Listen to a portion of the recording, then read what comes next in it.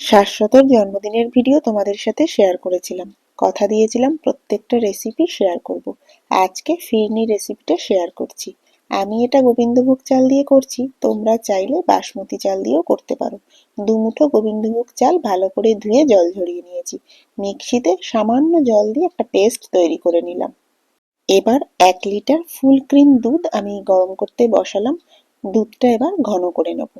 লো ফ্লেমে দুধটাকে বসিয়েছি, হাতা দিয়ে বারবার এভাবে নাড়াচাড়া করে নেব যাতে দুধটা নিচে লেগে না যায়। দুধটা বেশ খানিকটা আমি ঘন করে নেব। দুধটা যখন ঘন হয়ে এসেছে খানিকটা, আমি তার মধ্যে দুটো ছোট এলাচ ফাটিয়ে দিলাম আর দুটো তেজপাতা দিলাম।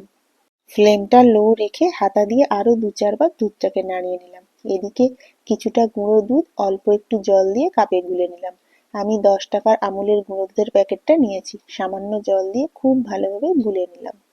এবার এদিকে দুধটা কতখানি ঘন হয়েছে দেখে নিই। হাতা দিয়ে আরো 2-4 বার ভালোভাবে নাড়িয়ে দিলাম। দুধটা আগের থেকে অনেকখানি ঘন হয়ে এসেছে।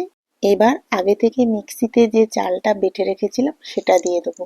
চালটা দেওয়ার সাথে সাথে হাতা দিয়ে এভাবে নাড়াচাড়া করতে হবে যাতে কোথাও এটা ডেলা না হয়ে যায়। খুব ভালোভাবে দেখো বেশ কয়েকবার নাড়াচাড়া করে দিচ্ছি। আর গ্যাসের ফ্লেমটা কিন্তু পুরো সময়টাতেই লো রেখেছি। দুধটা কিন্তু আগের থেকে বেশ অনেকখানি ঘন হয়ে এসেছে। হাতা দিয়ে সমানে আমি এভাবে নাড়িয়ে দিচ্ছি যাতে তলায় কোনো রকম ভাবে লেগে না যায়।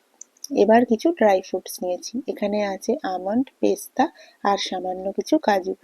সবটা ছোট ছোট করে কুচি করে কেটে নিয়েছি।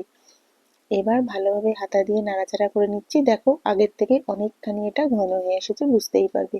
এবার ড্রাই ফ্রুটস গুলো দিয়ে দেবো। ড্রাই ফ্রুটস দিয়ে দুধের সাথে ভালোভাবে মিশিয়ে দেবো আর এখনই গুঁড়ো দুধটাও দিয়ে দেবো। ব্যাস সবকিছু খুব ভালোভাবে নাড়াচাড়া করে নিচ্ছি। এই পর্যায়ে এসে চালটাও সেদ্ধ হয়ে গেছে। এবার আমি এর মধ্যে চিনি দেব। ফিরনি কিন্তু খুব বেশি পায়েসের মতো মিষ্টি ভালো লাগে না। আমি এখানে ছোট বাটির হাফ বাটি চিনি দিলাম। চিনিটা কিন্তু রান্নার একেবারে শেষ পর্যাতেই আমি দিয়েছি।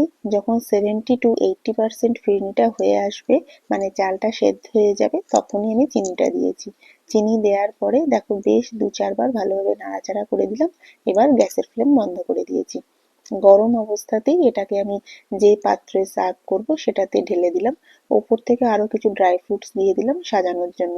ফিরনি ঠান্ডা খেতে ভালো লাগে, তাই এটাকে এখন আমি 2 ঘন্টা মতো ফ্রিজে রেখে দেবো। এরপর একেবারে ঠান্ডা ঠান্ডা পরিবেশন করব। 2 ঘন্টা মতো এটাকে আমি ফ্রিজে রেখেছিলাম, পুরোপুরি সেট হয়ে গেছে। তবে তোমরা চাইলে ছোট ছোট বাটিতে বা মাটির খুঁড়িতেও সেট করতে পারো, সেটাও কিন্তু দেখতে বেশ ভালো লাগে।